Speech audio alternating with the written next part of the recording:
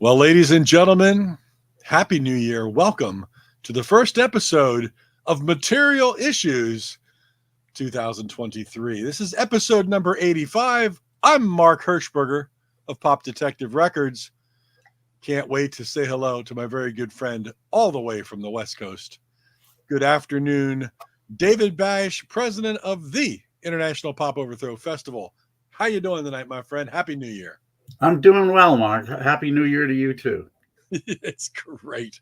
Yeah, tonight we're flying solo, you and I, and we're going to talk about all kinds of things that has happened in 2022 and recently and down the road. And we're just I'm going to not seeing I'm not seeing any numbers on top showing us how who's listening.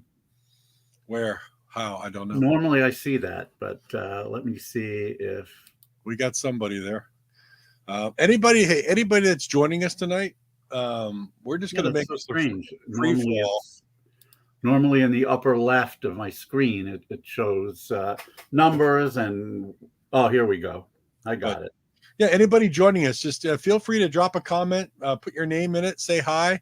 This is going to be a free for all tonight, episode 85, because we're just going to talk and have a little bit of fun. So join in. I mean, Hopefully not a harbinger of things to come, but we'll see.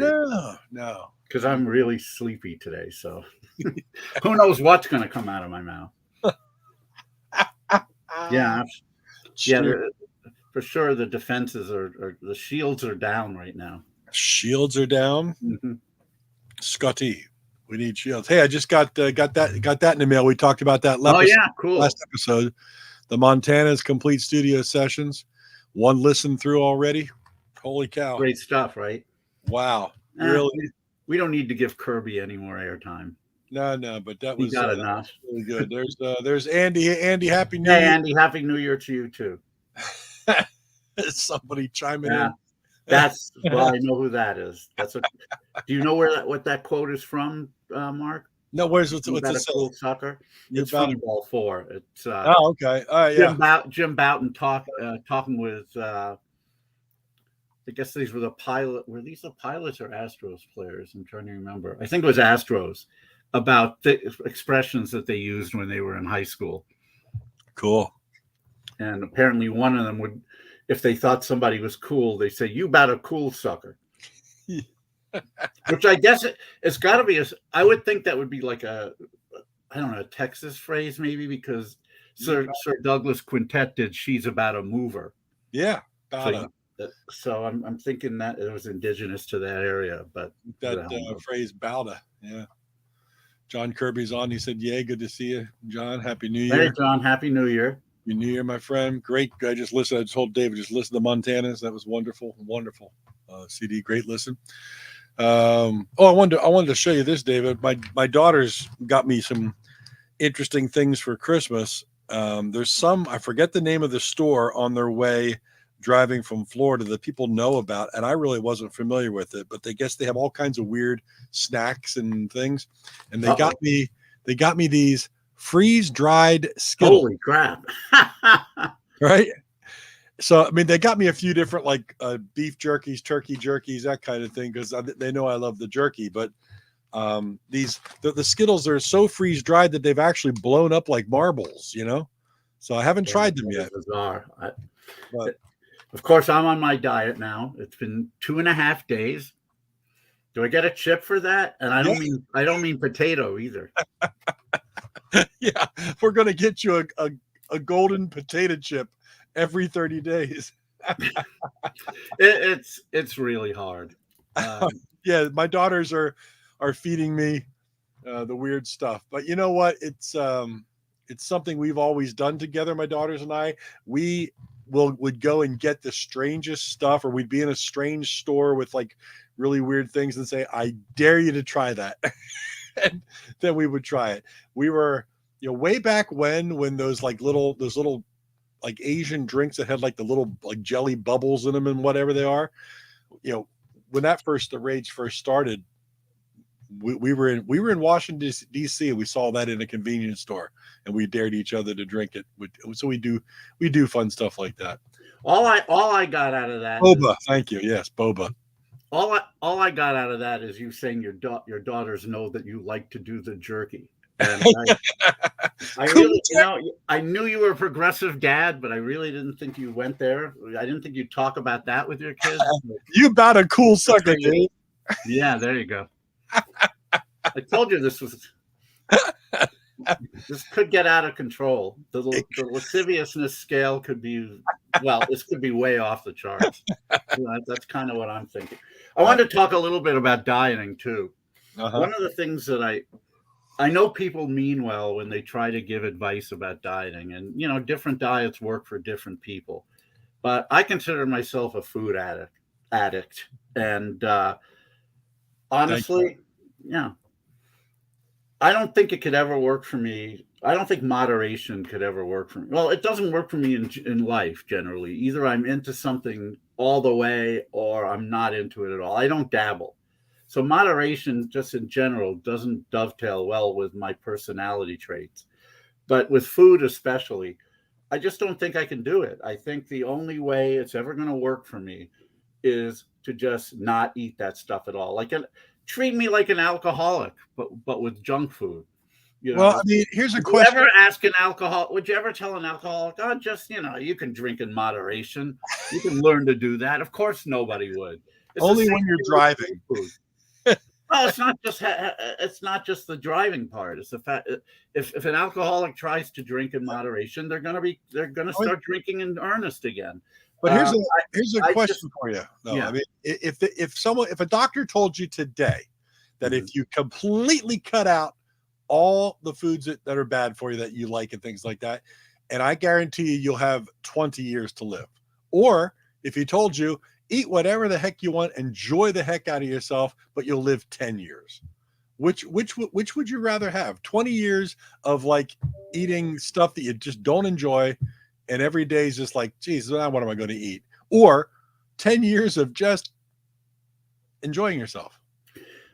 I'll answer it this way, and some people might think this is weird, but if I were single, I would take the 10 years.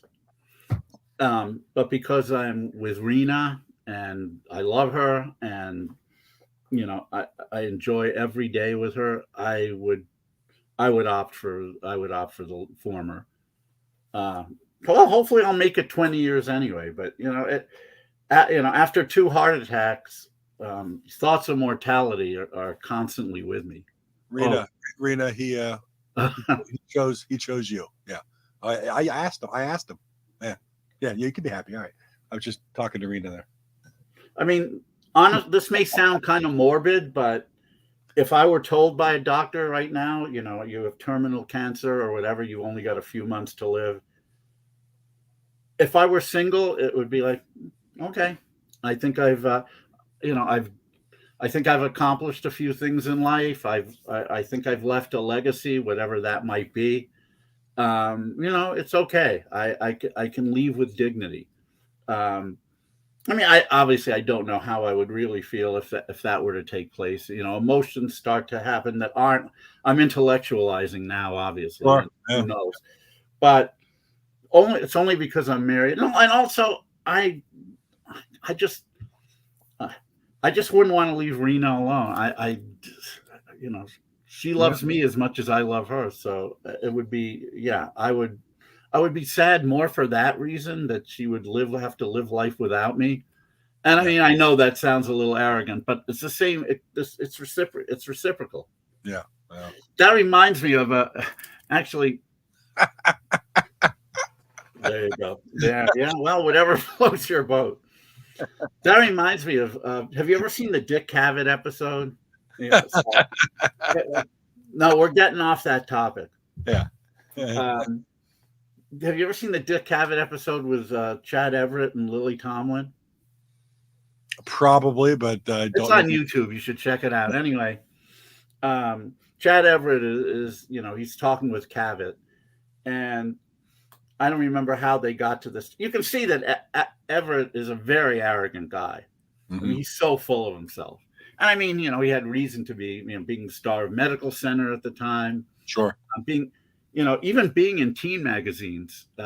He did a version of Nino and April's All Strung Out that was a single, and somehow that got him into the team ranks. So he had fans of all ages. And his name is Chad Everett. And I mean, Things in the Universe. Chad Everett. That's the Higgins Boys and Groovers, a comedy troupe from the early '90s, did a great. All right, John.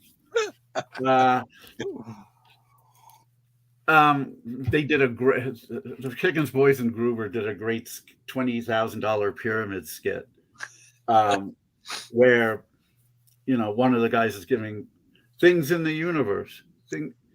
I'm trying to remember what happened, but they couldn't get the clue right. And Dick Clark, the guy playing Dick Clark, comes in, and he says, "You know how Dick would come in at the end and give what he thought was a better answer." Yeah. How the hell?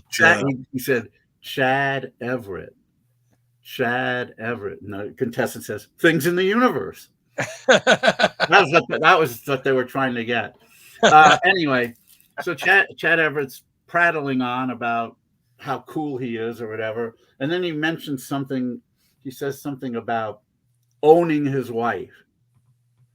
And Lily Tomlin, of course, being the feminist that she was, she was abhorred. She said, "You own your wife? I'm out." Well, I don't think she used the phrase "I'm out" because that wasn't hip at that point. And she walked off. And then Everett, he seemed a bit nonplussed actually, and he explained that he said, "Well, she owns me too." And then he read a poem that he had written for her. And I don't know if that mollified anybody, but my point is, oh God. We haven't even denigrated to the point yet, and we're getting drugged down the. Well, this is just probably Borak anyway. So it was pretty good. I mean, pretty good quote. Ron, go back to work. You're in a church. I mean, how dare you? No, my point being, anything I say about how Rena feels about me is, I feel the same about her. So I would not, if God forbid anything happened to her, I would be devastated. Absolutely. I mean, I think everybody, knowing some of the physical problems that you've encountered over the years, I think everybody wishes you the best with dieting and doing what you have to do to stay healthy, because we want to be doing episode number 285 way down the road with as we clean our dentures and put them back in and go, "Oh, it's a power pup. Is it pup? All the members of KISS are dead now, but it doesn't matter." That would greatly disappoint Brian Albright. He couldn't make any more KISS power pop jokes. Anyway, all right, let's move on. I wanted to talk about Damar Hamlin. Wow. Yeah. And I mean, if you're not a football fan, don't worry. We're not going to get heavily into football and the geekiness about it. This is more of a human story than it is a football story. But for those of you who don't know, Damar Hamlin plays for the Buffalo Bills. A few days ago, the Bills were playing a game against the Cincinnati Bengals. Damar Hamlin, he's a safety. He hit a running back, with the purpose of tackling him. The hit didn't look like anything particularly gruesome. It was just a regular, clean football hit. Hamlin got up, and I haven't even seen the clip, and I'll explain more about that because this might be divine intervention. But he got up, suddenly started wobbling, and fell down to the ground. He was out completely. They had to bring the medical staff out. They had to give him CPR for 9 minutes. He never really did get his breathing going. The ambulance came out and took him to the hospital, where he is now in critical condition and still isn't breathing on his own. Who knows what kind of brain damage he may have suffered, but they're not even at the point where they can determine that.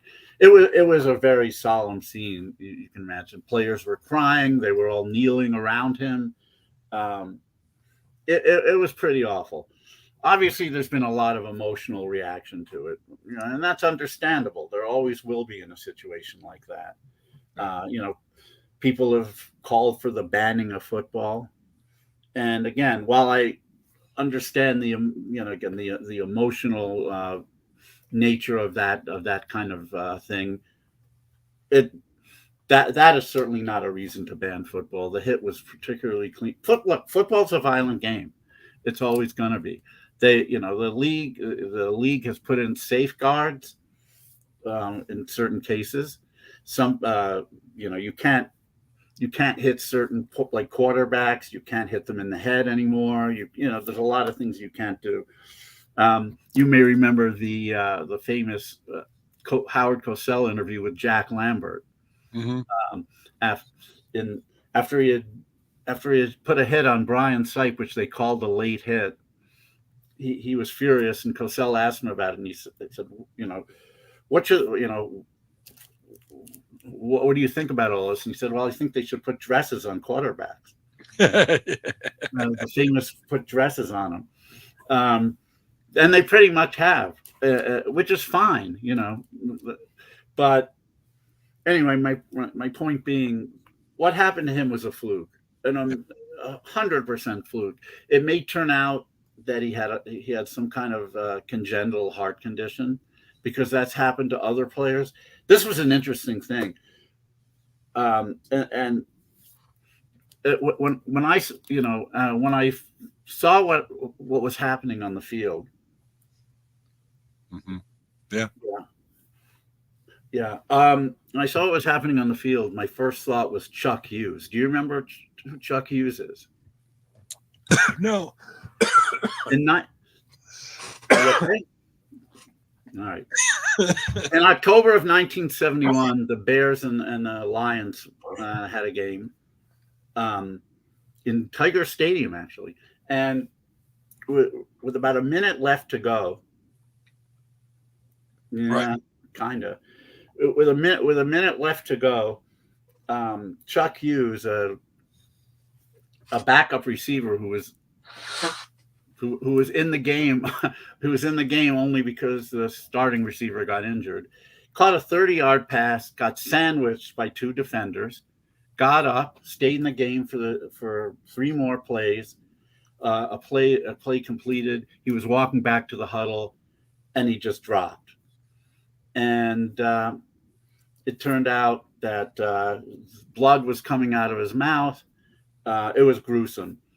And they took him to the hospital, where he was pronounced dead on arrival.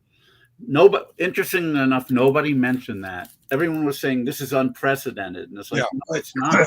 Yeah. It's not unprecedented. But you know what? That's how it is with TV. If they have no video of this, so if it's not within the purview of TV video, it didn't even ever happen. Yeah, so, and I think what also bothered me when you talk about that's TV is I don't know what network was I watching, but there were three commentators, a woman and two men, that wasn't that. Yeah, ESPN probably. Yeah, okay, and they were Hank Gathers, yeah. They were obviously wasting time or waiting for some information, but the whole drama of the whole thing and the way they sat there, like, obviously this is way above the game. It went on and on and on, and we get it. I mean, we get it. I don't need 25 minutes of a eulogy for something that we don't know what's really going on, and that drove me crazy. I know in some way you got to cut them some slack. They don't know. Yeah. Well, I'm not sure about 64. Chuck Hughes thing happened in 71, but yeah, everybody, all the commentators and probably the researchers weren't. A lot of them weren't even born when that Chuck Hughes thing happened, and the researchers didn't do a good job. No. When you think of the 60s, though, and you talk about the 60s and the 70s, you talk about guys like Dick Butkus and Jack Lambert and those kind of people. Well, back then, their equipment was, 1,000 times worse than what they have today. And back then, they less protective. Yeah, less protective. They were taking people's heads off. They were chopping people's. Oh, you're just like Fred Williamson, the Hammer. in the in the AFL. He had his famous forearm to the neck move. It was amazing what they let defenders get away with back then. And of course there's Jack Tatum with Darryl Stingley. Do you remember Darryl that? Stingley, yeah. Tatum was a dirty. It's not like watching the games back then. You were like, okay, how many guys are going to be taken off in stretchers? It didn't happen that often. Just like it doesn't happen that often. No, this is a fluke. Yeah. You have to cut the commentators a little slack. They were put in in their minds an unprecedented situation. They didn't know what to do. Yeah. The league didn't know what to do. It was very clear that the reason it took 50-something minutes to ultimately call the game wasn't because the league is insensitive. Yeah, we were talking about rugby. Don't come running home to me if you break your legs. Yeah, rugby. I was talking to Mark off air about a commercial with a football player, Dick Butkus, and some Australian rules football player, and how the rules football player was talking about how cute professional football was because they had all the gear on. And they're not playing a rough game they're not men like we are. But in rugby, you can't just run from like 30 yards away and pound somebody. You're in scrums. It's a little bit different. You're not going to have that. You're not going to have the impact of a truck hitting you. Yeah, there you go. Whoever said that. That was the point I was getting at. That. They did not even think about stopping the Chuck Hughes game. And it was really a similar situation. And actually maybe even a more dire one because he did pass. They played the rest of the game. Now, granted, there was only a minute left. So it's not the same situation. And in the game on Monday, it was only in the first quarter. So but I don't think it would have mattered. I think in 1972, it could have been the first play of the game, or 1971, and they still would have finished it. It was a different game then. It was a different culture then. I think, to be honest, I was kind of surprised that they did not continue the game. You were surprised that they didn't continue it? They did not continue the game. This is not a rhetorical question at all, but why were you surprised? Well, knowing that it's entertainment and it's big money and it's NFL, and the NFL really doesn't. The bottom line, look at some of the recent issues with the NFL, especially with when it came to women's rights and the objectivity of women. Remember when the big stink came, it's like they need to get rid of these cheerleaders because it's nothing but objectifying women. And even the cheerleaders were like, yeah, we're being objectified and whatnot. And that was passed right over and everybody forgot about that. And now we have cheerleaders wearing less than what they've ever worn because it's all about entertainment and the buck. So when they took him away without knowing what was going on, really, there was no verdict. I really thought they'd be like, go back to playing the game.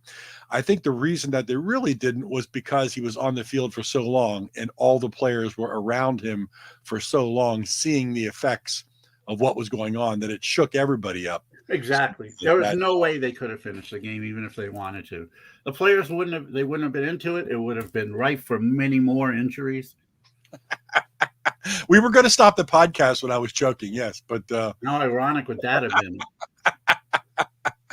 Somebody saying I believe that the show must go on. Look, I agree with DC. There was no way they could have played. And I think that's ultimately the conclusion the NFL drew. But a lot of people are up in arms that the NFL didn't call the game immediately. But, as you said, it's a business. It's life. They had all kinds of different factors, Wayne. You've got you've got the people at the game. You got the people at the game who paid good money. You've got the sponsors who paid good money to advertise. You got all kinds of different business factors. It's not a cut and dry decision like a lot of people who are being very emotional about it. And again, I bear them no ill will. I understand that response, but there are a lot of factors that need to be weighed before you can make a decision like that. Ultimately, I believe they did the right thing for a number of reasons. And I really hope he's going to be okay. I have my doubts. I think if you're being given CPR for 9 minutes and your brain is devoid of oxygen for that long, some sort of brain damage is going to occur, whether it be cognitive or paralysis or any, something. So I I don't know what kind of quality of life, you go back to Maurice Stokes getting injured in a basketball game and being a quadriplegic for the rest of his life. Yeah. Here's the thing though. This is inherent in this game, but it really doesn't happen very often. Somebody brought up the case that swimming pools kill more people than football does. And that's very true. There are way more deaths. Are we going to ban swimming? No, of course not. Now, then there's the other argument, of course, though, that football has long-term negative effects. Yeah. Long-term negative effects on, especially on the players' bodies. A lot of them are just messed up for the rest of their life. Yeah. Well, Marge, we could say a lot about her. She was an abhorrent person. Hitler was a good guy, but he went too far. Yeah, well, so did you, Marge. But yeah, yeah. Where I was going with this. Anyway, well, we were just talking. I understand. There are going to be ramifications once the dust clears, especially if we find out what the outcome for Damar Hamlin is going to be. Mm-hmm. Things are going to then work their way back to more or less to normal, and then the league is going to have to figure out what the hell to do about this. But here's a couple of things that bothered me. Unfortunately, there are certain groups that took this situation and tried to further their own agendas with it. And I know some people are going to be upset at me for saying this, but I'm sorry, I have to. There are certain groups that obviously racism is an awful thing. I'll just say that going in. It's reprehensible, abhorrent, and any kind of negative word you want to use. And it does exist in all areas of life. It's a lot more subtle than it was when we were growing up, no doubt about it.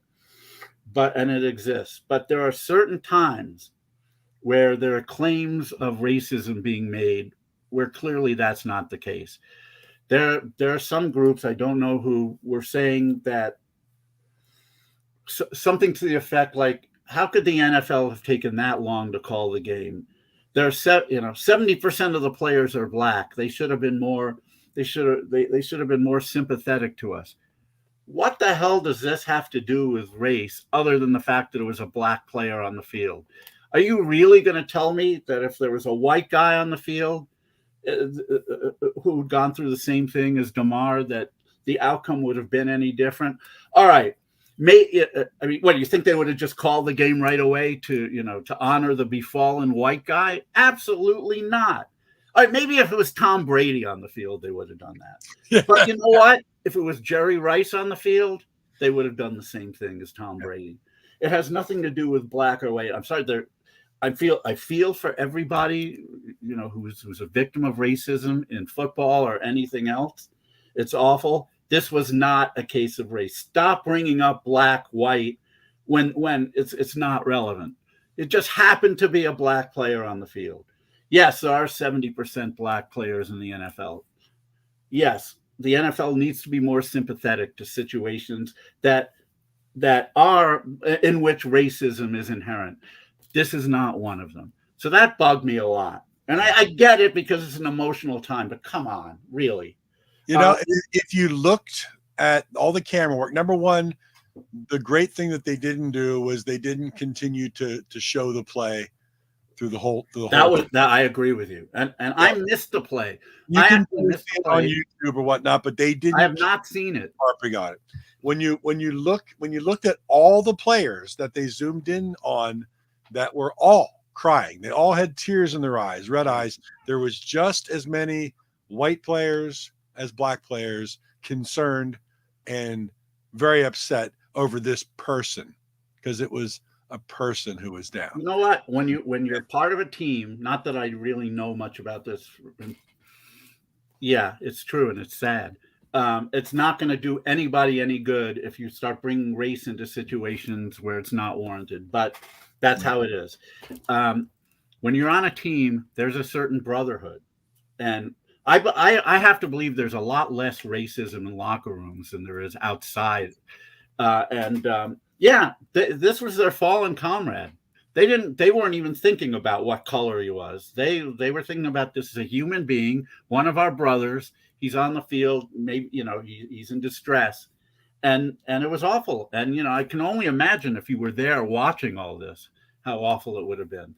But yeah, you're right. It was not a black thing or a white thing. As far as what the NFL was doing, why they didn't call the game right away, not a black thing, not a white thing, a green thing. Yeah, exactly. Completely It's a green exactly thing. It's right. a business. Yeah. But no, I know we don't want to think of sports as being a business. We want to be much more connected to it. We want it to be part of the soundtrack of our life. We want to invest our emotions in it. It's all a business. Yeah. The people out there, the only thing they give a shit about is that you watch and you buy their products. That's it. And they saw themselves as potentially losing a lot of money if that game got called. And they had to think about the situation. And I agree with you, Mark, that had the players had the wherewithal to play the rest of the game, they probably would have. But there's no way they could have done it. I think the NFL finally realized that you just cannot put these guys on the field. They wouldn't have gone. They would have gone to the locker, even if they would have gone to the locker room as they did, and they wouldn't have come out. They would have protested it. Anyway, that's one group, and again, I feel for victims of racism, but this is not a situation of that. The other group, well, this is just plain stupid. The anti-vaxxers. Oh yeah, well yeah. They've come in and said it's because Hamlin was vaccinated that his heart essentially exploded. Yeah.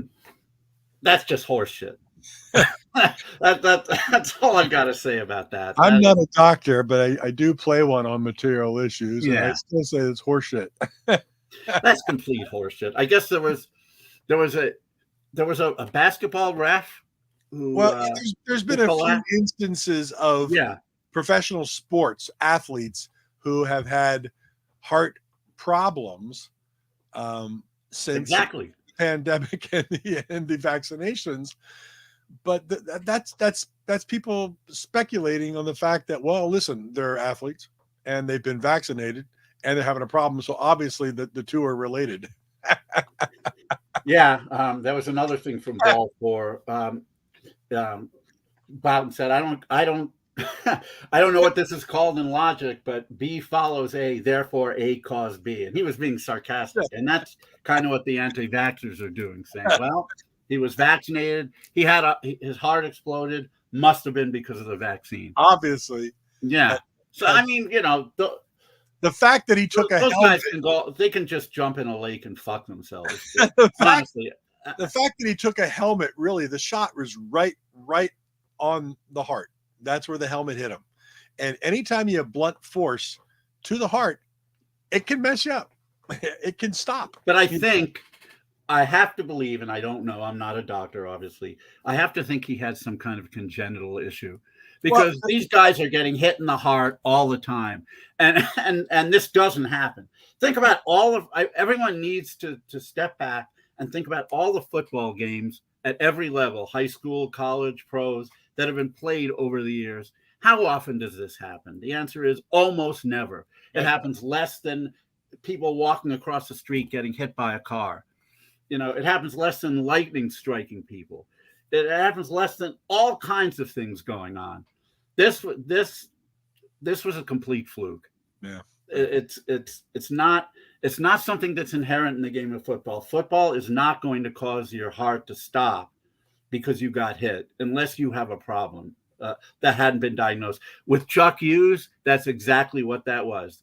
They found out later that he had an undiagnosed congenital heart issue, and that's the only reason he died on the field. Yep. Something else would have probably got him eventually. So, people, I get it. This is an awful situation, but step back. And this is not a reason to ban football whatsoever. There are other reasons that I think are more cogent arguments about the long-term effect it has on players' bodies. Concussions, of course, concussion protocols need to get a little bit more stringent. Probably, you look at a guy like Tua Tagovailoa right now with what he's going through. You say that Lambert said they need to put dresses on quarterbacks. Well, all I can say is it's a lot, and if Lambert were standing in front of me, believe it or not, I would say this right to his face. I'd say it's a lot. It's easy for you to say when you're a linebacker, running at this guy full force. What is he supposed to do?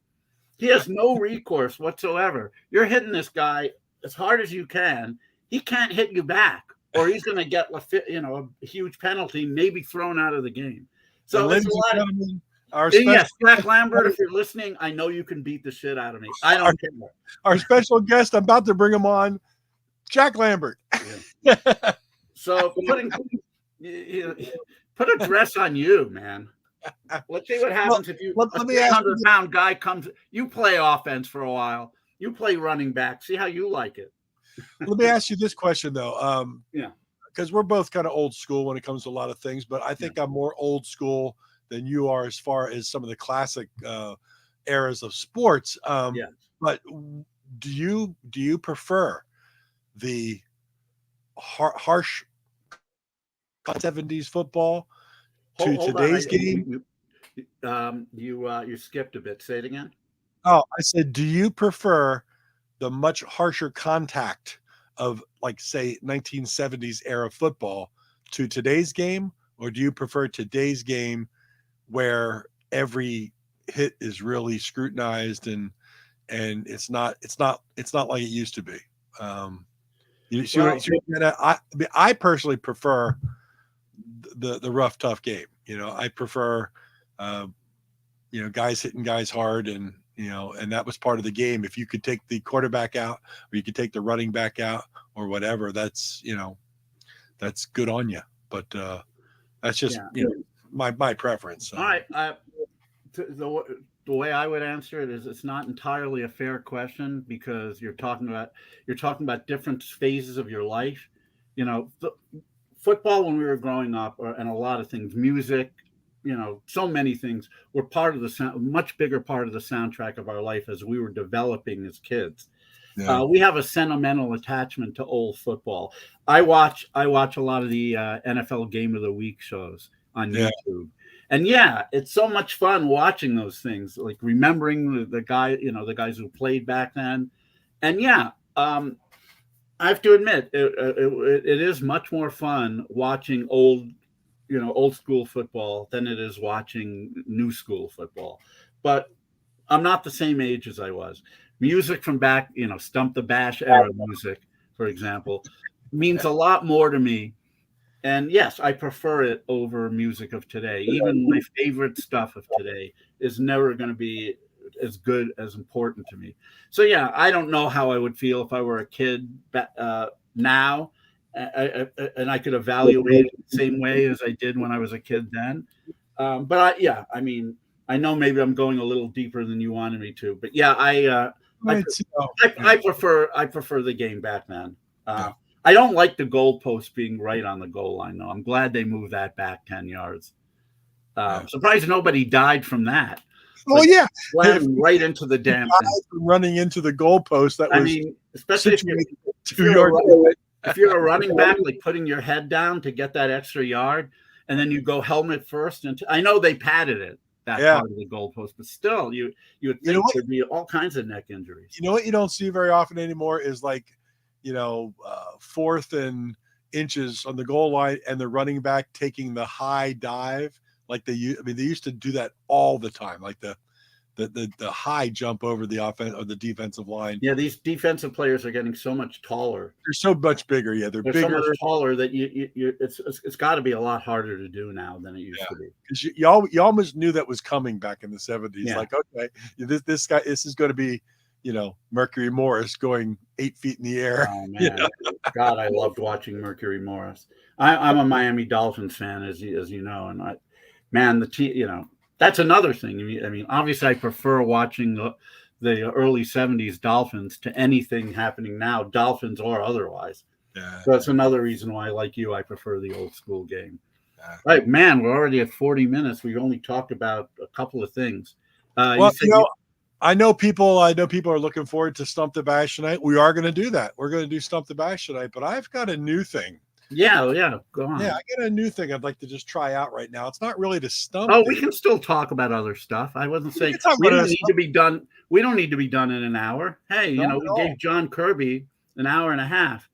Yeah, and he's only like 2 or 3 times better looking than we are. So this is what I'm calling picture this. All right, picture this, David. And this is 19 day in December. Yeah, picture this day in December. Try to remember. Now, Blondie, picture this. Oh, Blondie pictures. I didn't have time to put a lot of these together, so it just kind of is the mid to late 60s into early 70s. But I'm going to show you a picture sleeve, a 45. All right. And the only thing that's blacked out is the actual title of the single. Okay. And I want to see how many. I've got 19 of them here, but I want to see if you can tell me what the single is from all the information on the picture of the sleeve, except the title. Oh my God. Okay. Here we go. Here's number 1. This is from 1965. What's the single? Help Me, Rhonda. You got it. Very good. Very good. Help Me, Rhonda. That one, yeah, I've seen that one too many times. All right. Tell me what the single is for this one. Oh, what was the flip side? What was the A side? I didn't want to have to do it. Shoot. I'm writing. I'm writing down how many you got right and how many you get wrong here. 1960. This is 1966. Okay, yeah, I figured as much. Look Rain at on that. the Roof. What's that? Rain on the Roof. It is. No. Oh, did you ever get your mind? Okay. All right. I never had that single, but that's all right. Tell me what the single is for this one. Well, I see Woody Allen, so it's probably a soundtrack to one of his movies. What a great 45 picture sleeve, huh? Yeah, and I should know this, but what the hell song did he sing? This is 1965. Oh, I'm sure. See, this is one where people out there are going to know this better than I am. Yeah, but it's kind of cool. It's kind of cool to see. No, it's fun. 65. Yeah. It's not unusual. It is. What? I was gonna, you know what? I said that. I wanted to say that, but then I thought there's got to be a cat on a new pussy. Yeah. All right. Well, I was wrong. All right. This is from 1965. What is the single? Picture this. Oh. Is this Get Off of My Cloud? This is Satisfaction. I Can't Get No Satisfaction. Yeah. I don't have many picture sleeves. So it's just fun though. But here we go. It is fun, yeah. This one is from 1966. What is the single? 66. I'll just say Reach Out, I'll Be There. Okay. You got it. Good call on that one. All right. This one is also 1966. Oh. Look at that. Look at that smoky looking sultry 45 there. Yeah. Put yourself in my place. I know the Elgins also on Motown did a version of that song. It's not the Hollies song with the same title. 66, you said? This is 1966. Reflections? I don't know. It is. Oh, You Can't Hurry Love. Can't Hurry Love. That's right. That is 66. Okay. This one you should get. This one's 1967. Oh, well, I would assume it's up and away. Boom. I see the beautiful balloon. So great picture sleeve. What a wonderful it picture. Is. Very, very psychedelic and of the time. We had these people. The next one, we had these guests on our show, Material Issues. What is the single? I don't think I've ever seen that sleeve. Well, let's see. Interesting that they don't have Susan in here, nor do they have Paul. Yeah. So it's probably an earlier single. Yeah. Great 45 once again. Is it the Rain in the Park and Other Things? It is the Rain in the Park and Other Things. Well, I knew it had to be early because, again, no Susan, no Paul. Look at that 45. What a beautiful 45. And they were on our show. Check out the archives. Yes, they were. Well, a couple of them were. Yeah. But three of them. Yeah. Actually, only one of them was. That's pictured here, yeah. Yeah, only Bob was on our show. All right. Name the single. Yeah. What year? This is 1967. Well, then it must be Happy Together. Well, it doesn't must be, but it must be. It must not be. It's she'd rather be with me. They sure looked happy together on that cover. They did look happy together. I think that's why I picked that. I was like, he'll think it's Happy Together because they look happy together. Yeah. Well. All right. Name I own so few picture sleeves that it's just kind of cool. What do you think about this one? Wow. The Union Gap in 1968. There's a couple you could pick from. Yes, there is. With the Union Gap. All right. Woman. You got it, man. Look at that. Woman. Yeah. 1968. Pull that one out of thin air. Pull that one. This one, what year is this? Oh, this is also 1968. Oh, I think I've seen this one. Another great 45 picture sleeve. What could be the song? 68? 1968. Ah, boy. I don't know why I think this. Maybe it's because of the album. The album cover. Is it Life? It is. Dance to the Music. Okay.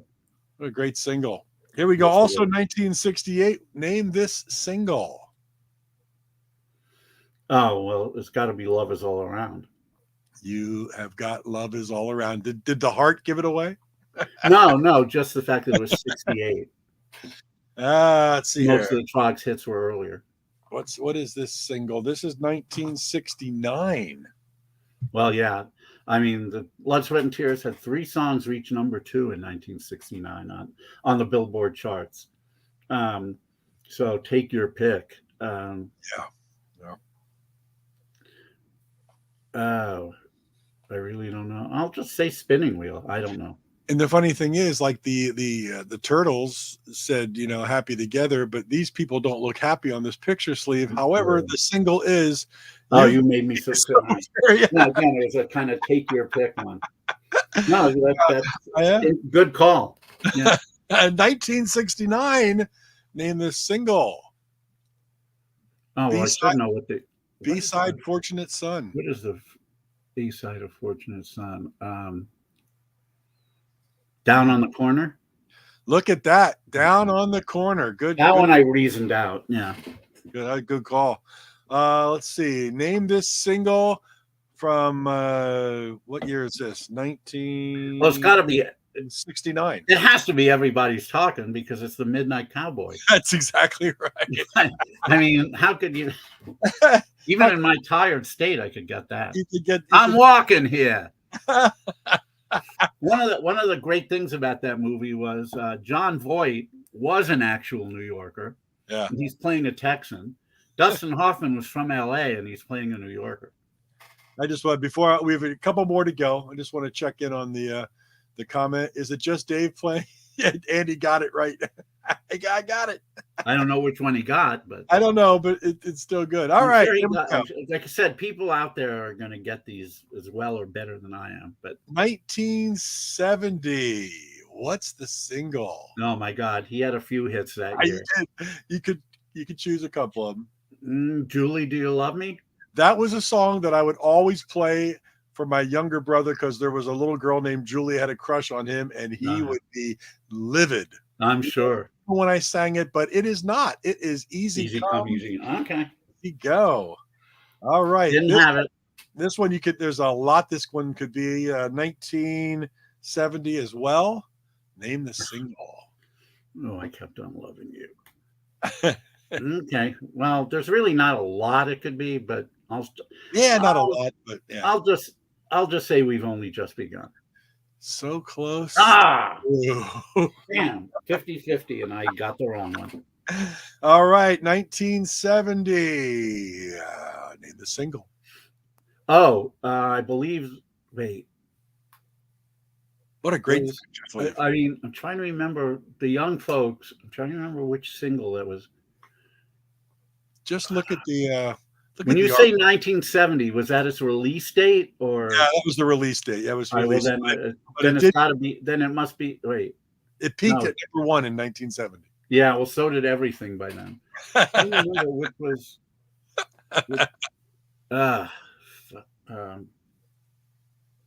I know I Found That Girl was the B-side of one of their singles. No, it's going to be a toss-up with me. I'll just say ABC. You got it. ABC. You're doing well. Actually, I think I Found That Girl was a B-side of The Love You Saved, but I could be wrong. Well, right now we're coming up to the final one, and you guessed 9 of them correctly, and you've guessed 9 of them incorrectly. So this is going to be a tiebreaker right here. And this person was on our show, Material Issues. Name this. I know who it is. You do?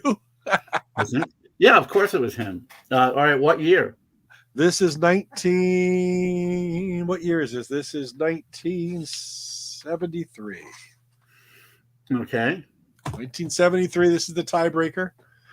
It's another great 45, the great picture sleeve.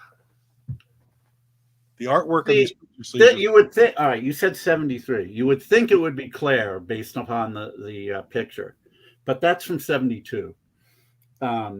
And this peaked at, I'll tell you, this song peaked at, in 1973, this song peaked at number 2. Well, I guess it is Get Down then. It is.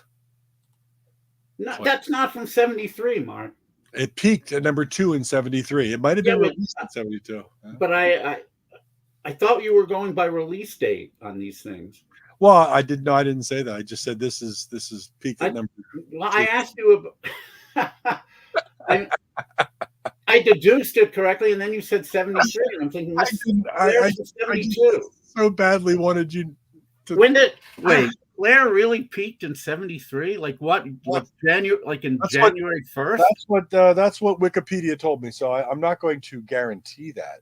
Obviously. No, that's probably true. Like maybe January 1st of 72. Could have been January of 73 that it peaked. Yeah. I'm gonna. I call foul on that one. I'll toss that one out and say we had a good time with Picture This. That was a lot of fun. There was a lot of work I put into I appreciate it. Scratching out those song titles. I'm looking for something.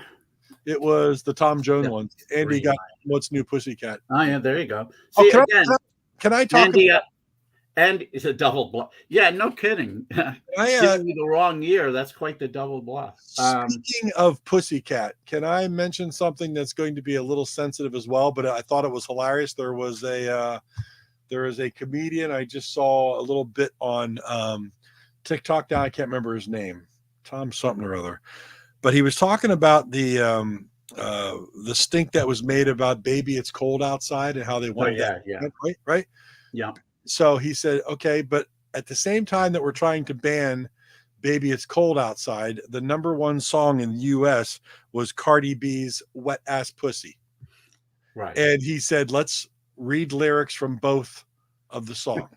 And he went into Baby It's Cold Outside. It was like, hey today, hey baby, it's cold outside. It's real tame. And then he goes, and wet ass pussy. It's like slide that thing inside my ass like a credit card and lick my wet ass pussy or something. And that song is number 1 in the US and absolutely fine.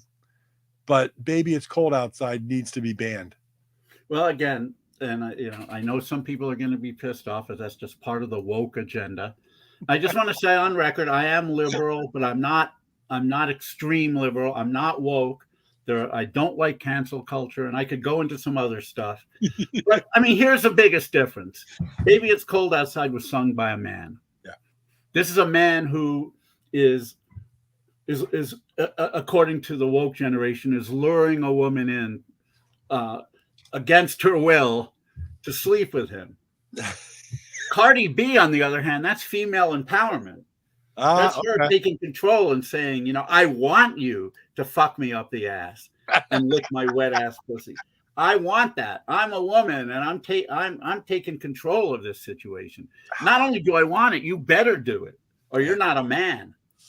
Now that dovetails fine with the woke generation, but again, it's a totally different. I mean, yeah, if a man, look, you know how it is these days. It's not what you say as much as who says it.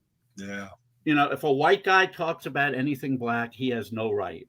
He's an entitled white man. He can't even have an opinion on it. I think that's wrong. That's another thing. I think everyone should be able to have an opinion on anything. Wisdom can come from anywhere. One of the things that scientists do, and I know this because I was in a graduate cognitive sciences program. Scientists don't ever worry about who says anything. They just take everything at face value. Anybody, someone with an 80 IQ could come up to a scientist and propose something. And if the scientist hadn't thought about it before, their response isn't going to be, well, this guy's a moron. It can't possibly mean anything. No, they're going to evaluate it. They're going to say, That's how I think the world should be. I don't think it should matter who's saying anything. I think it should matter what's being said. This is, again, and this falls under the purview of the two songs. If a man sings that song, it's wrong. If a woman sings it, totally fine. That's the biggest difference, I think, honestly. I haven't seen the picture sleeve for Wet Ass Pussy. I want to see that wet ass pussy on a picture sleeve. Name that 45, David. We'll do that next week. I hope everyone hasn't run. Of course it is. It's a material issue. When it's Mark and me, anything goes. It's a material issue. I just found it funny. The comedian was hilarious. It is funny. But again, it's funny, and you know me, I have to analyze everything. But and you know what? I didn't even know that single existed, because like you probably don't listen to I had radio never heard or whatever I don't even know what station that would be on, but I have no concept of what like the top 20 most popular tracks are today. I have no what it is at all. If it's not Taylor Swift, and I don't even know her songs, but I know she had like the whole top 10 at one point. You could put $1 million in a suitcase in front of me right now, right this moment, and say, just tell me the title of one song in the top 20 right now. Honest to God, I'm just being honest. I couldn't do it. Are you sure? So Wet Ass Pussy's not in the top 20? Well, now I would know. Now I would know that. That would be. Well, is it in the top 20 now, or is that a little bit older? I think it's a little bit older. I have no idea. But John Borak would know, because he plays stuff. Well, he wouldn't play that at any of his parties. I'm sure he's had requests for it. Oh, that's nothing he wouldn't play. Oh boy, that I would pay for a video of that, like John saying, "And up next." I don't know if that's how he does. Maybe he would back, and that was Wet Ass Pussy.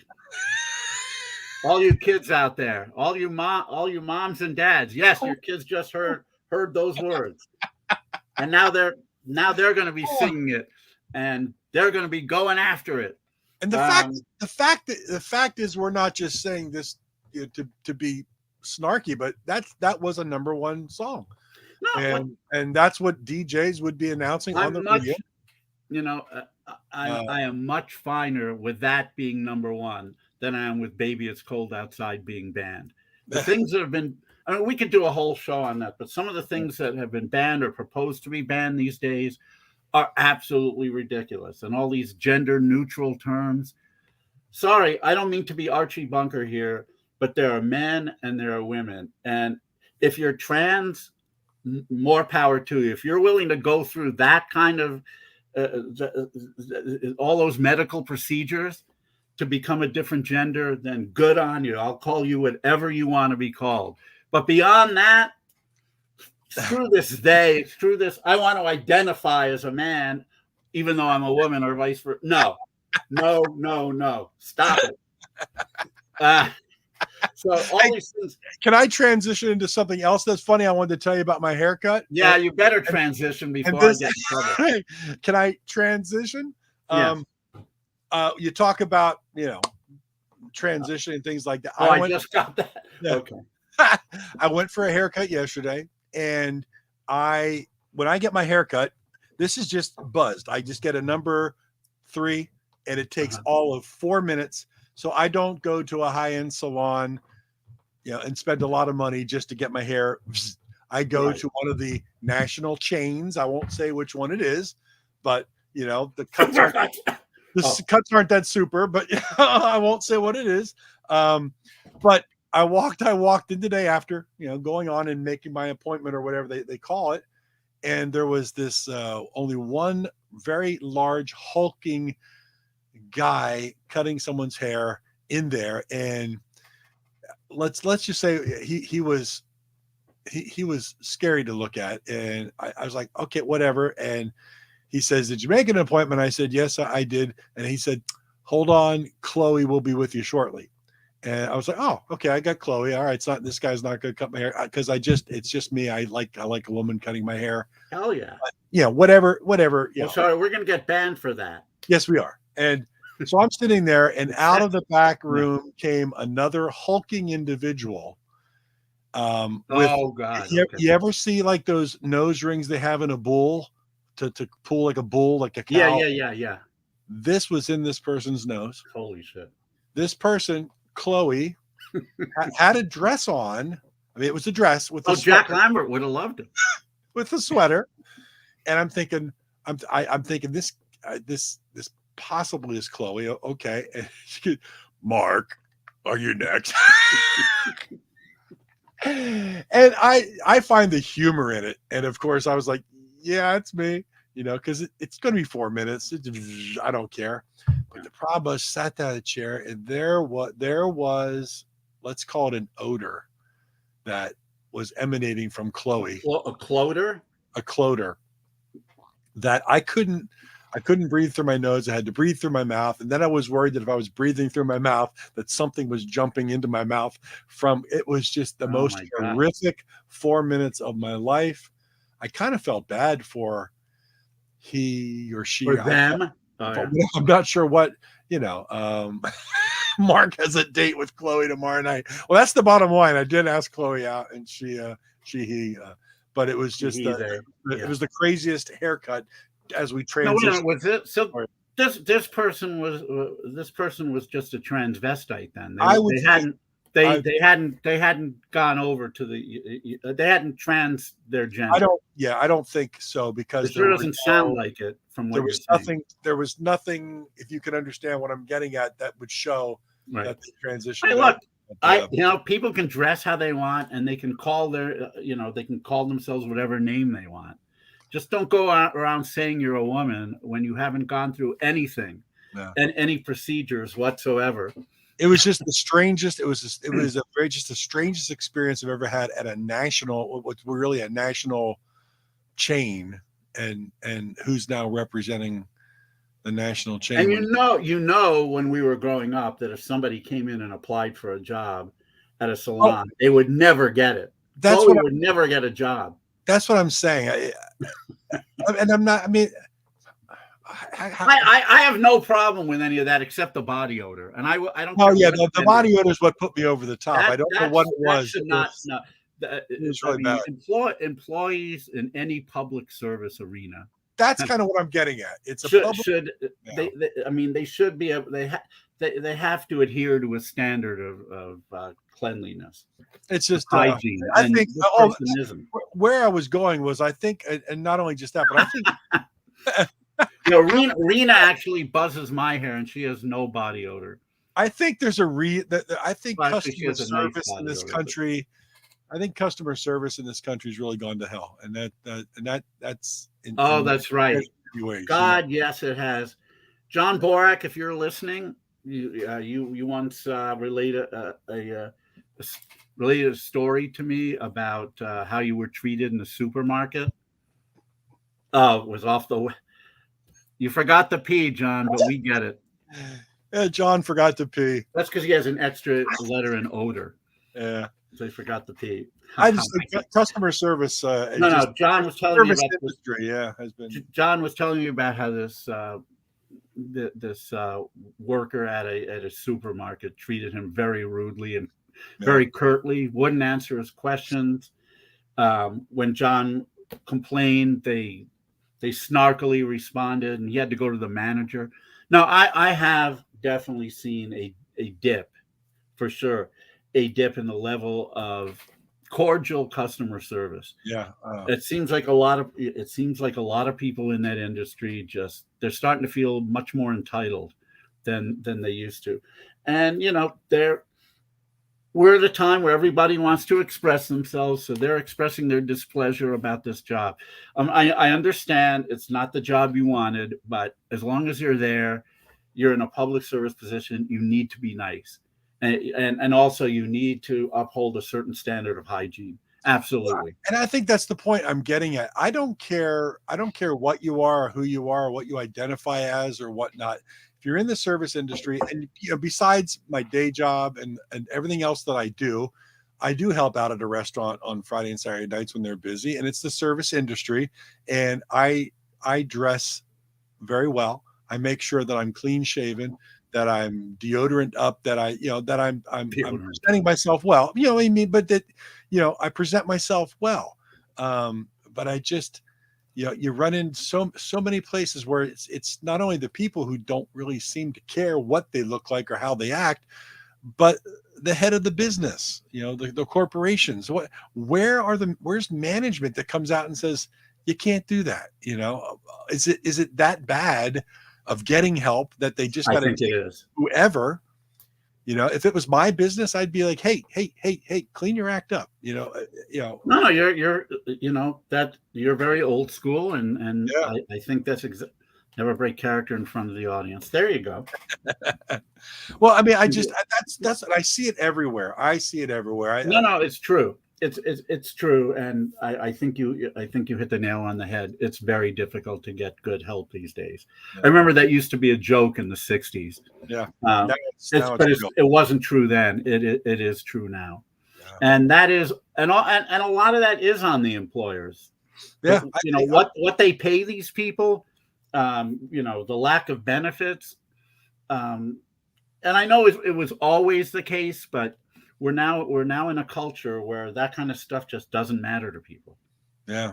Oh. And so you combine that with the less than optimal situation for employees, and that's what you're going to get. Yeah. Yeah. It's, I don't know. Let's do Stump the Bash before everybody bails on us. Nobody's bailing. We're having a great time. I know people were looking forward to another Stump the Bash. So I'm not sure I am, but let's try it. There he is, Stump the Bash, ladies and gentlemen. There's the song. Let's play the theme song. Sing along. Stump the Bash, Stump the Bash, Stump the Bash, Stump the Bash. All right, Stump the Bash. I do have one ready. We got a comment coming in, making sure kids today aren't brought up with manners. You're right, John. Absolutely, they are not. It's just not important. All right, we are going to see if we can actually stump the bash tonight. It's never been done. We've gotten close on occasion. David has also kicked the trivia in the butt and done very, very well. You've definitely the one time when I only got 14 points, you gave me the baseball bonus question, which pushed me over. But it counts. I was stumped on that one. But anyway, go ahead. Yeah, that was Chloe singing Stump the Bash. Thank you for recognizing me. All right, David, tonight the chart position is Rocket 88. Okay. Position number 88. And you know how it goes. We've got 1965 to 1975. That's an 11-year period. David picks 5 of those years. We start with the clues for points for 5, 4, 3, 2, 1, based on what clue number he actually can name the track. And he's got to get 15 points, which is an average of 3 points in 5 questions to not be stumped. Otherwise, we have stumped the bash. And that's what we're going to do. Is there a connection between the Beatles song Misery and band? Is that? Oh, this has got to be something good. What No, is it? it's probably something funny. Well, What is it? not. What is it, John? Maybe they're both recorded in Lagos. No, I don't think that's it. I don't know. Sound engineer was Chloe. Don't get me off topic here, John. We got to play Stump the Bash. I don't think you've All seen right. me. I need What my year? concentration. What year are you going to start with tonight, David? 1971. Now, we haven't done this in quite a while, so I'm out of I have to practice. even My head is heavy. review how I making do excuses. this. Okay. Yeah. Right. 1971, clue number 1 for 5 points.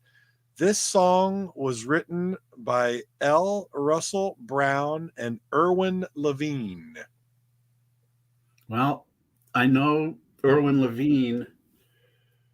I believe Irwin Levine wrote a few Partridge Family songs. So I don't know, but I'll go with I Woke Up in Love This Morning.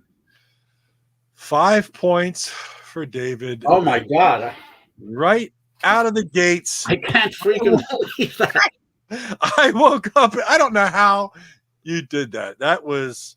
I've watched a lot. I watched a lot of Partridge Family episodes. You read the book as to who wrote the song. I actually looked. Well, also, I went to high school with a guy named Irwin Levine, who was a very strange guy. His personality certainly stood out among the 503 people I went to school with. So when I saw the name Irwin Levine, it stuck in my head. And you would never know. You got 2 amazings that came in. Well, know that all these years later it would pay off. Yeah, I know, really. Stump the bash. Well, now you're on cruise control. You've already got 5 points. What year are we going to? Well, I always have to be fair. If I pick a year that I remember, part of the soundtrack of my life, I have to go to an earlier one. Let's go with 66. 1966. And I hope it's. Do you ever have to make up your mind? Did you ever have to make up your mind? Because we already. There it is. I didn't even give him a clue. I bet that did better than 88. But... Okay, 1966. Let's see what we got here. Nice this is a popular song composed by Harry Warren with lyrics by Mac Gordon. The song was first published in 1945. We need Ralph Cramden. Yeah. Popular song. Popular song composed by Harry Warren with lyrics by Mac Gordon. The song. If this was a 70s song, I might be able to get it. But was there more? Or is that it? No, the song was first published in 1945. Ed Norton? No. Ed Norton. Yeah. So what would have been? This is what. Remember, I told you this is like there are songs that are tough to get clues for because it's just like. Yeah. Well, if this was a year in the 70s, I probably would. Yeah, there. I already beat you to it, John. Let's see. No, I don't have a clue. Not from 66. Clue number 2 for 4 points. It's been subsequently recorded by many artists. In 1966, this artist released the most commercially successful and well-known recording of the song. This version went to number 16 as it peaked on the Billboard Hot 100. That's it, huh? Yeah. It didn't get to the top 10. This may be something I don't even know, but you said a lot of people recorded it? Yeah. It's been recorded by a lot of artists, but this one was the most commercially successful version. This is a tough one. This is a tough one. See, this is where if I was a little bit more alert, maybe I could see my brain. I don't feel that feeling of knowing, that metacognition. I'm getting that vibe from you right now. And I should, especially if you said many people recorded it, but 16 was the most successful, huh? Yeah, that's the highest it got, was number 16. Yeah, it's not coming to me. Sorry. All right, clue number 3 for 3 points. The song was originally sung by Dick Haymes in the 1945 film Diamond Horseshoe. There are probably some film buffs here that would know. All right, there you go. Helen Shapiro tour. Ah, okay. Did not know that, John. Diamond Horseshoe by Dick Haymes. Read the clue again, because John, stop distracting me here. John's doing a good job. Thank you, John. The song was originally sung by Dick Haymes in the 1945 film Diamond Horseshoe. Yeah, the fact that 16 was the most popular version, number 16 was the highest it ever got. That's really throwing me. Again, this may be something I don't even know, but if a lot of other people recorded it, and it is a classic song, yeah, this is the kind of thing where if I was more awake, maybe, probably not. I don't know. This is a tough one. All right, clue number 4 for 2 points. This version has been used many times in films, notably at the beginning of the famous club scene in Roman Polanski's Frantic, starring Harrison Ford. I have no idea. I never saw the movie. I really don't know. And I hope I can even get one on this one. This last clue might not even give it to you either. This is for 1 point. An American guitarist and vocalist whose stylistic approach has ranged from rock and roll to pop standards to Latin music. This single was released on A&M Records in the U.S. Well, I think I know who the artist is.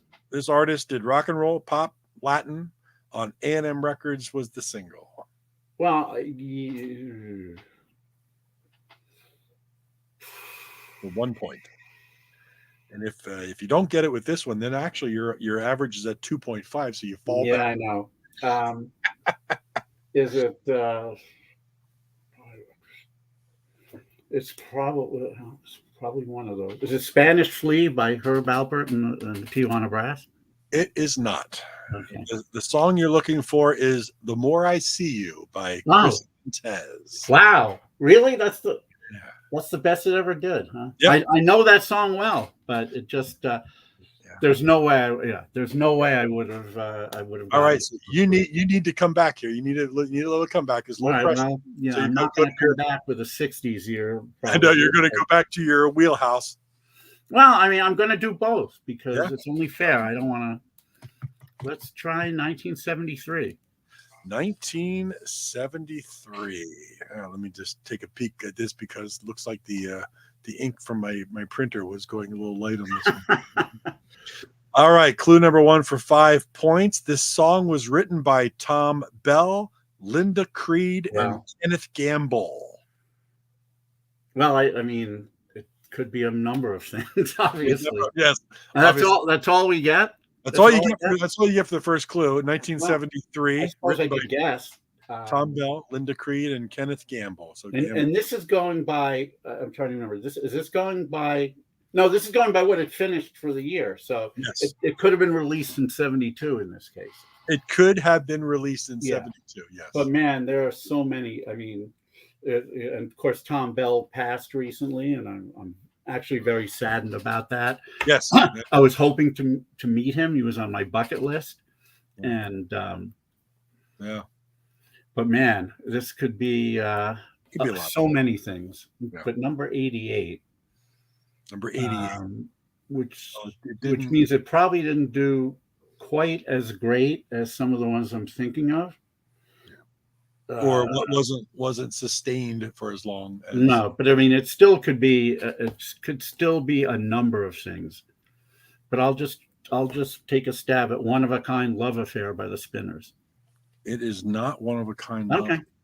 All right. Question number 2, 4 points. You're still in good shape. It's an R&B ballad. Duh. Okay. It was the 7th track from their 1972 album titled "Round 2." And was released as a single and reached number 5 on the U.S. Billboard Hot 100. Well, then, I shouldn't say it must be, but it probably is "Betcha by Golly Wow" by the Stylistics. It is not. Whoa! Really? because it is a stylistic song. Okay. Clue number 3 for 3 points. This is not going to help you out too much, but it was released on the Avco lately. Well, no, because I already know it's the stylistics, because round 2 was their album. So the question is, what other ballad did they have that year that would have been big enough? Trying to think now, because 73 they had wait, 73. Am I forgetting a particular ballad that they had in 73? Because Rock and Roll Baby was a hit, I think was a hit for them in 73, and that ain't no ballad. Betcha by Golly Wow is a ballad, but the only other ballad from that year, that isn't even, God, is that even from that year? See, this is ridiculous because I have every ingredient. Yes, you do. And Where do you hear clue number 4? And I think, I'm just, somehow I'm forgetting years now. This should not be happening to me. Because there's another song I'm thinking of, and I'm pretty sure that's from 72. So I'm clearly forgetting this song. And it reached number 5 yet. It reached number 5. All right. Was that You Make Me Feel Brand New? No, it is not. No, that's not. Fuck. I don't know. Clue number 4 for 2 points on this one. During the early 1970s, this group had 12 consecutive R&B top 10 hits, including Stop, Look, Listen. Yeah. You Are Everything. One of my favorite songs ever. Betcha by Golly Wow. Which was I'm Stone in Love with You. That's from 72. That's from, this is just the early 70s. They had all these consecutive top 10 hits. But this Stone in Love with You did kind of cross over. So it's not Stop, Look, and Listen, You Are Everything, Betcha by Golly Wow, or I'm Stone in Love with You. It's not one of those 4. This is absolutely embarrassing that I'm forgetting which song it is. Clue number 5 for 1 point is not going to help you out. This is the only time. This is the only time on Stump the Bash where I'm absolutely embarrassed. Because obviously I know this song well, and you have to know this song very well. Of course I do. And I have that album, and I've heard it, and I like it. And I've heard this song probably a million times, and it's just not coming to me. Because I had the right group on the second clue. Mm-hmm. Yeah, you did. Yeah. I thought it was all over. But they did have a lot of top hits in the early 70s. I know, but there's no way I should be forgetting. Wait a minute. See, I have other songs of theirs in my head, and now I can't even. That's what makes it hard. Yeah. That's what makes No, it shouldn't be hard. This is something I should have had, and it's just not. It's just not happening. It's it's on me, but I'm just very embarrassed.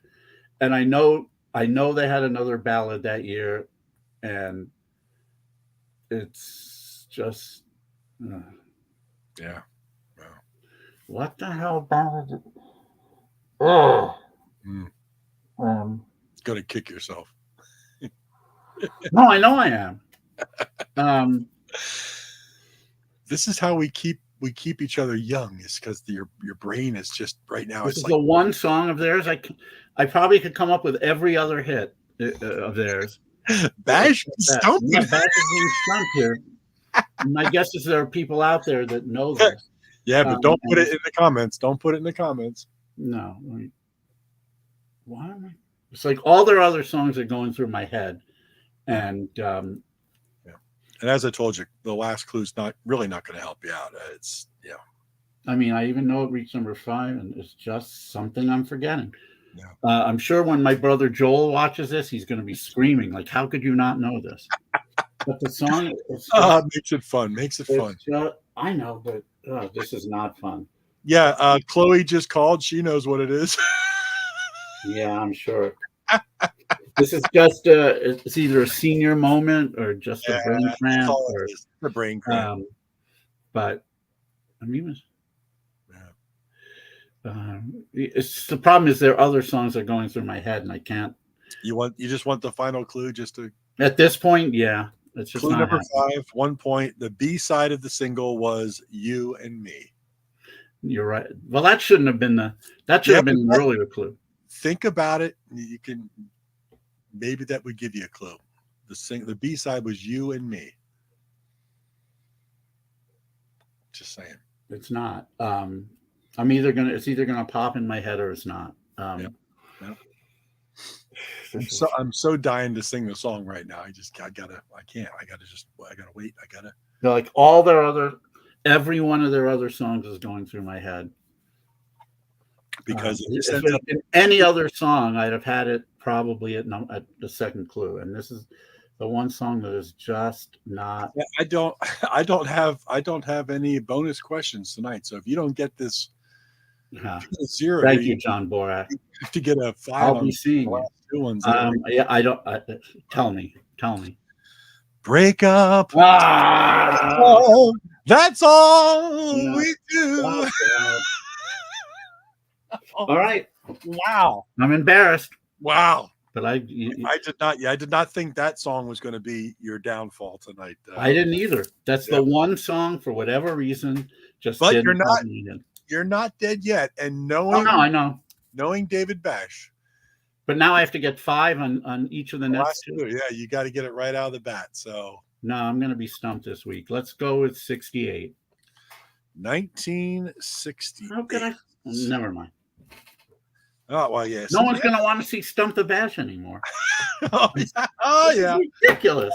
Okay. There we go. John Kirby said I was stumped and I toured with them.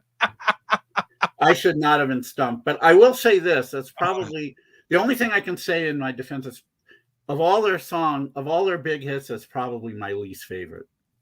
But I still love it, but something has to be the least favorite. Well, let's see. Go ahead. 68. See if you can get 1968 and come right out of the chute and get a 5 here. I think you can. This single was recorded at Bell Sound Studios and released on the Scepter label with the B-side, Let Me Be Lonely. Scepter, huh? Scepter label. Bell Sound Studios, 1968. Well, it could be a couple of people.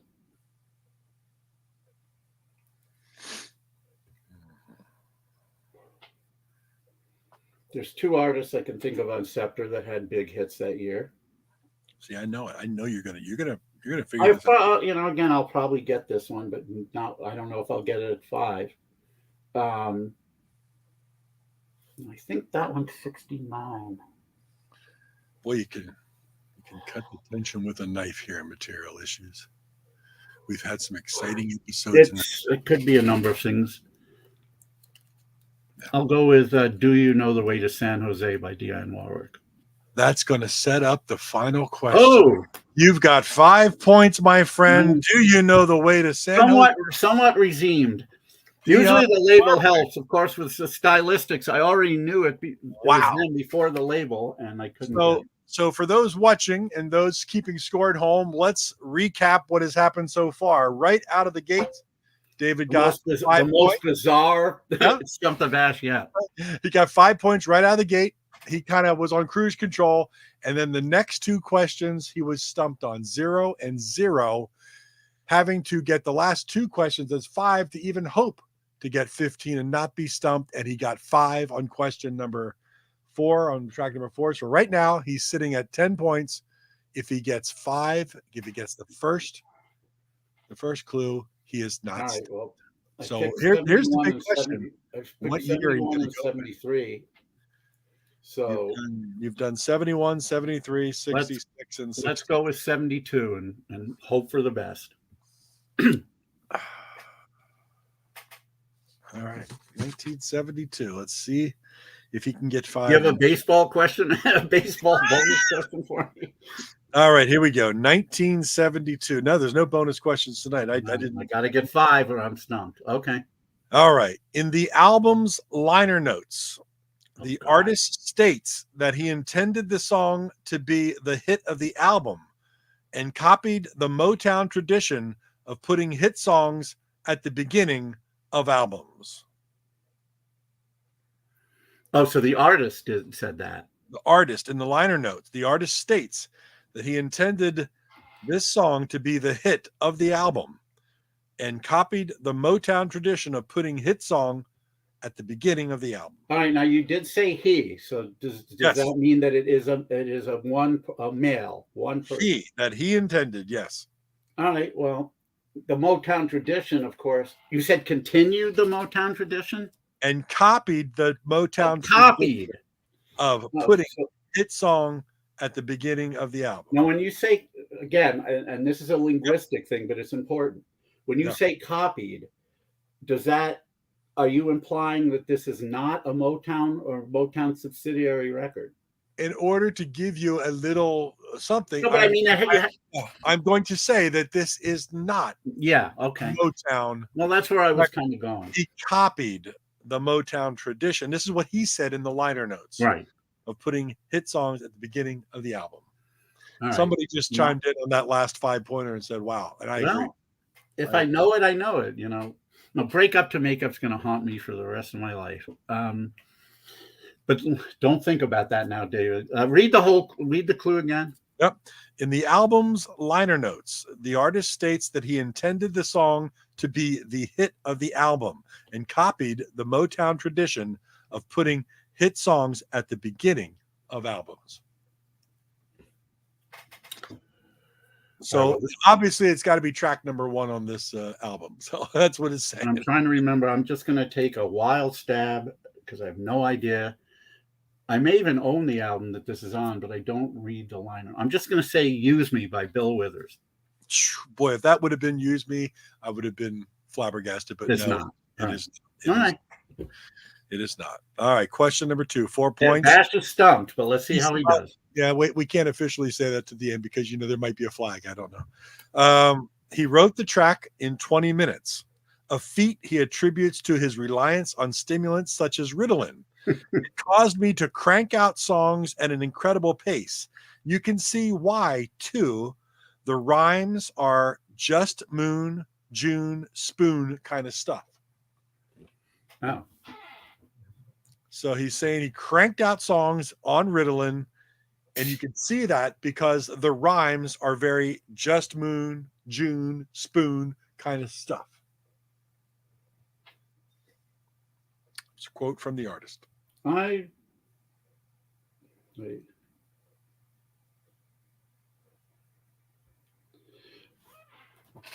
I'm trying to remember if this song is the first one on its album, but I'm going to try Coconut by Nilsson. It is not Coconut by Nilsson. Okay. All right. Clue number 3 for 3 points. This song was featured in the first episode of the Sex and the City spinoff And Just Like That. And in 2021's Licorice Pizza, when the main character, Gary, sees Alana with his former co-star Lance. The song is also heard in season 4 of episode 11 of Ozark. Great. I actually did see Licorice Pizza, but I've clue number 4 is going to give it to you, but I'm just. I should hope because Licorice Pizza. Well, all right. Let me just try and think of solo artists who had hits around that. And Just Like That, Licorice Pizza, Ozark. So yeah, I've never seen Just Like song. Yeah. I've never seen Just Like That, and believe me, I'm a girly girl. I like a lot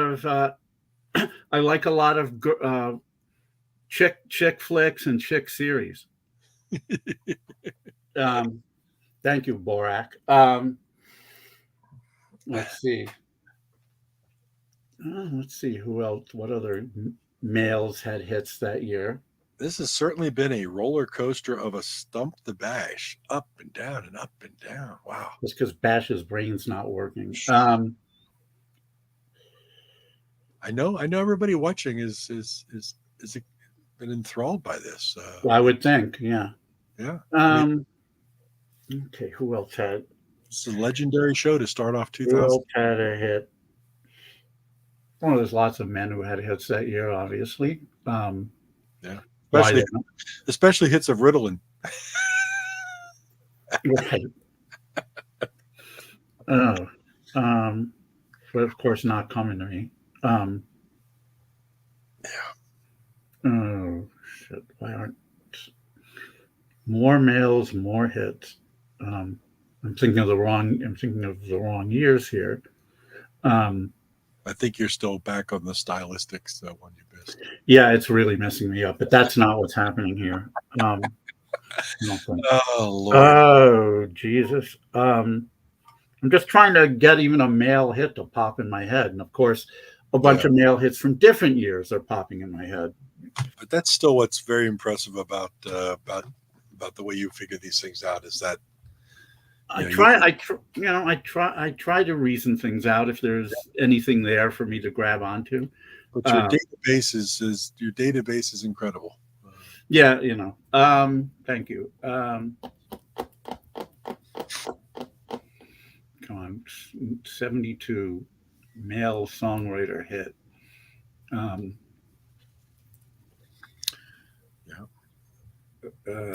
Shit.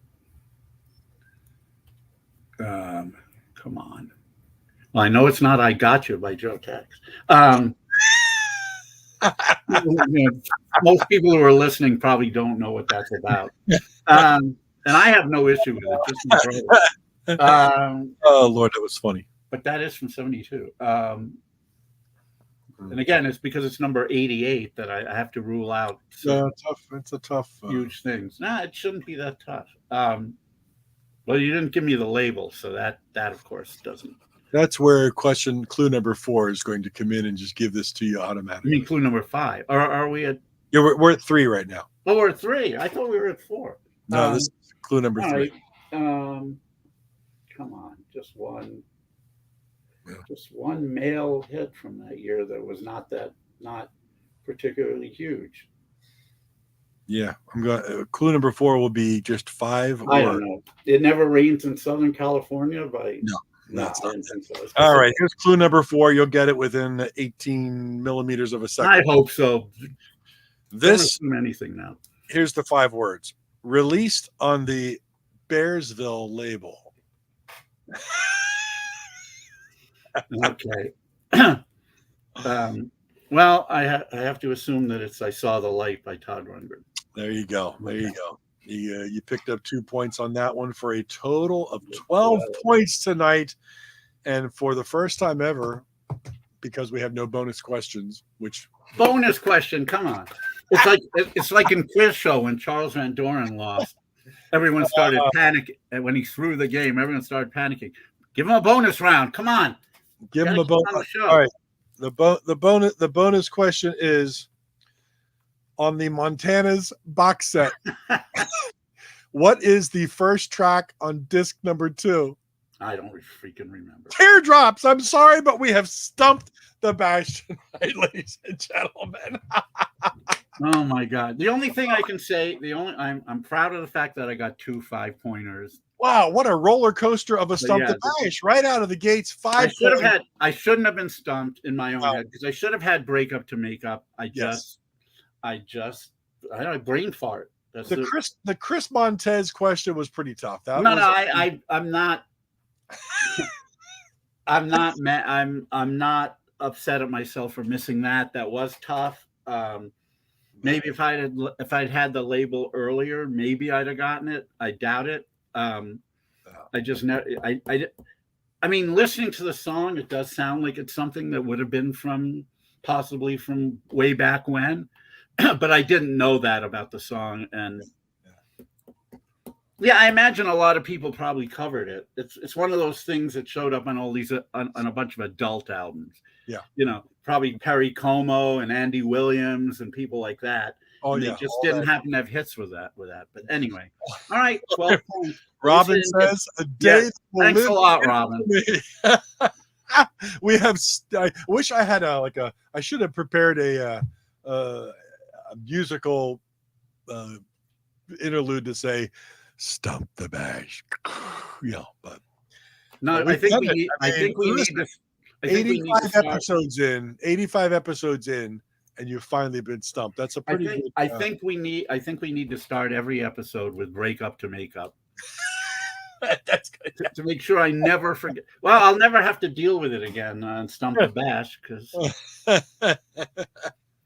Oh my God, Twilight Zone. Twilight Zone quote. We from That's from episode it's 5. from actually that's interesting. Yeah, that's a quote from It's a Good Life. Yeah, give me a Stump the Bash Twilight Zone. Ooh, that would be good because I know that show really well. Thank you, whoever said that. That was wonderful. We had a lot of fun tonight. We didn't have guests. It was just David and I going off as we do. And look at it. We've already been an hour and 40 minutes in. It feels like it's only been about 20. Yeah, you can do a stump. You can do a Twilight Zone Stump the Bash. Just pick 5. Yeah. Just pick 5 episodes at random and ask me questions. Yeah. We don't. Or you know what? One from each season. There were 5 seasons. Yep. So just pick one from each season. You can tell me what season it is. So that'll give me a little bit of a clue. And just ask. I'm sure Wikipedia will have a lot better clues on the episodes than. Plus, I don't. Do you have the Twilight Zone companion? No, I do not. No, but anyway, getting back to It's a Good Life. Of course, Twilight Zone fans know that the star of that episode was one Bill Mumy, or Billy at that point when he was about 7 years old or so. Yeah, I wouldn't have gotten it. When he was about 7 years old, we tried to get Bill Mumy on Material Issues, and he had the gall to say, "Sorry, but your numbers aren't good enough." What the hell? That reminds me of when, and this is something Danny Bonaduce used to joke about a lot. After the Partridge Family was done, he couldn't get any acting gigs, so he became a bartender. Yep. And people used to always give him shit. Like they'd say, "Hey, Partridge, where's my Mai Tai? You're not on television anymore." It's like, Mumy, you're not Will Robinson anymore, okay? I realize you have a lot of fans, but come on. Yeah. You know, cut a brother some slack and be on our show. Yeah, exactly. That's a John Borak. Here's a very good question. David's 2022 best of. Oh, yeah, we were going to talk about my process, but we'll talk about that next week. Yeah, we'll talk about next week. We're actually going to be doing the show on Thursday. Oh, yeah, that's right. Put that out on Facebook.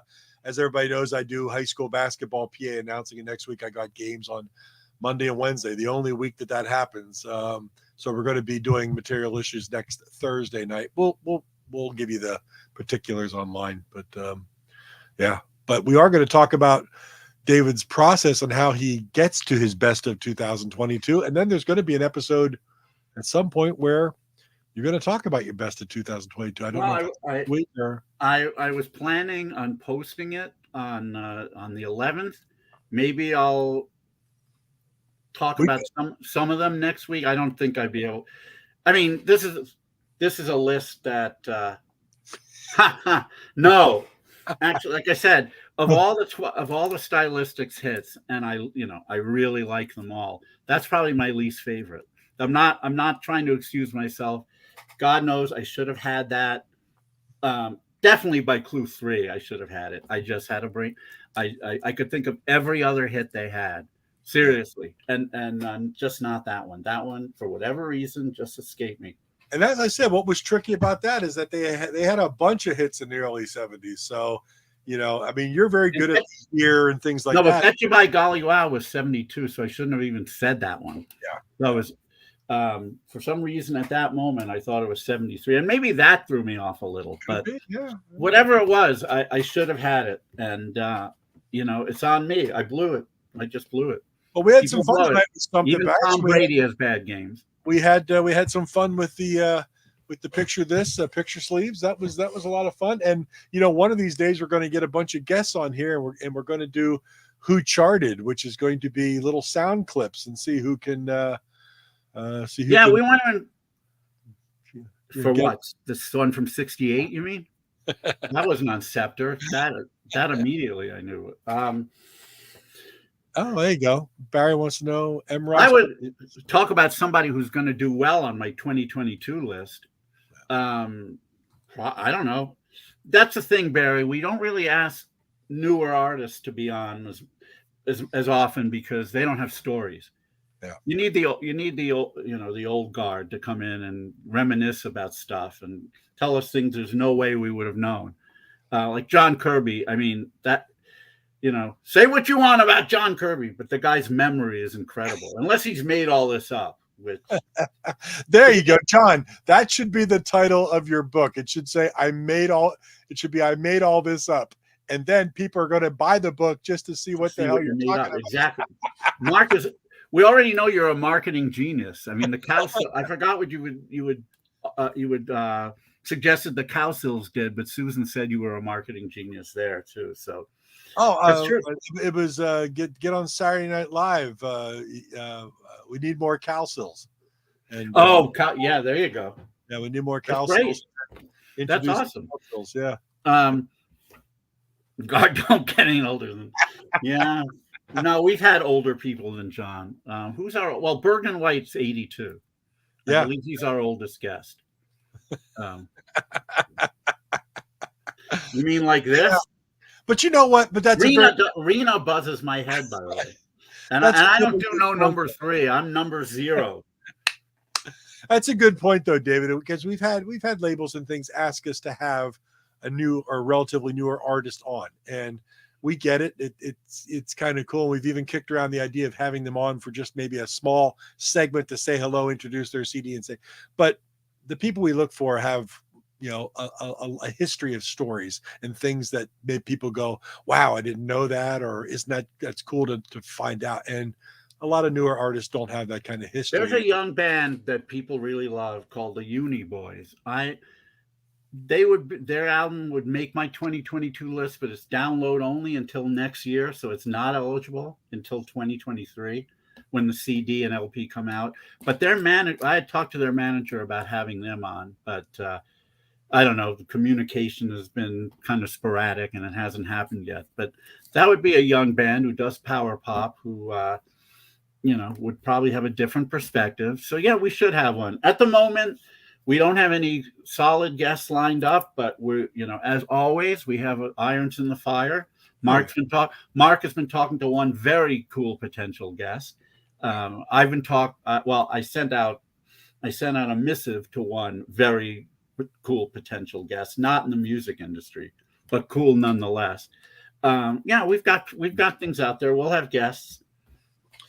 Yeah, and as we've said from virtually the very beginning, when we started this thing, it wasn't to get guests. We really did not start material issues as guests. We started it to talk about material issues and talk about things in life and music and some sports things, whatever it may be, just off the top of our heads, so we could get together and talk.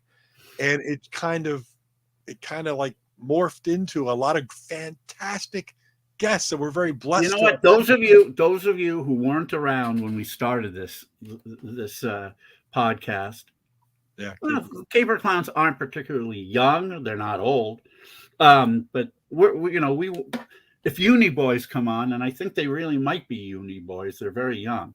That would be something. But anyway, everyone should go back and watch episode 1 of Material Issues, because it was so freeform, and there were a lot of things that.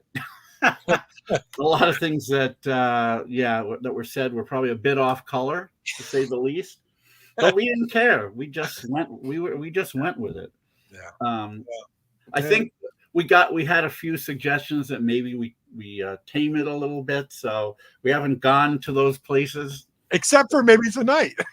Not once or twice, but early on in the episode. On that episode, it was like nonstop. Yeah, it really was. Nonstop lascivious puns and other things that were maybe not too politically correct. Nothing offensive, but all the shows are archived here on the Facebook group. Yeah, go back to number 1 and watch that one. Watch them all, or watch them all if you really have no life. Yeah, if you just binge like watch me. it and tell us next week which one was your favorite episode. We've had a lot of. I mean, I can't. We were talking about doing a year in review, just talking about all of our episodes and the guests. We never get to those things. Maybe one day we will. We'll talk about our previous guests, but we've had a lot of great ones. First you love me, then you hate me. It's a game. That song's gonna never leave my head now. I I'm sorry. I'm massively sorry that Tom Bell is gone, but I'm glad he didn't live to see that. Yeah. I'm making myself a note to on a daily basis send you a YouTube video of breakup to makeup. Yeah. We've stumped the bash.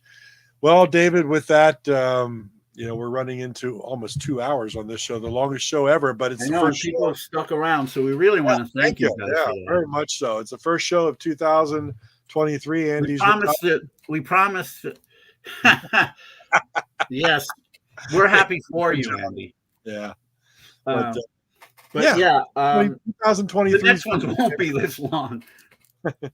I don't think. I think Barry's got a movie tip for everybody. Netflix, The Pale Blue Eye. All right, that's good. We like movie tips. Good. Is The More I See You in it? Yeah. Chris Montez's song is probably in that. I saw the light. As I saw the light in it. Well, at least I got some points on that one. But I hear it's a movie about breaking up and then they make up. Yeah. Hey, 2023 on Material Issues is going to be great. We hope everybody joins, subscribes, tell your friends. We have a great time here, and we love to hear from everybody. We appreciate everybody. Happy New Year, all, and stay happy, healthy, and grateful in this entire year. I'm grateful. I'm grateful we do this. So am I, Mark. I really am grateful for our friendship. I'm grateful for the people out there listening. And yes, everyone have a great 2023. We'll be seeing you probably, I guess, 51 more times this year. 51 more times. But next Wednesday won't be one of them because we'll be on Thursday. Thursday it is.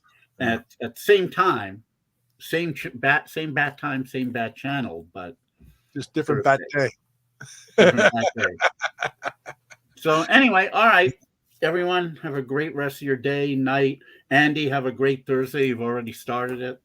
And we'll see everybody next week here on Material Issues. Good night. Good night.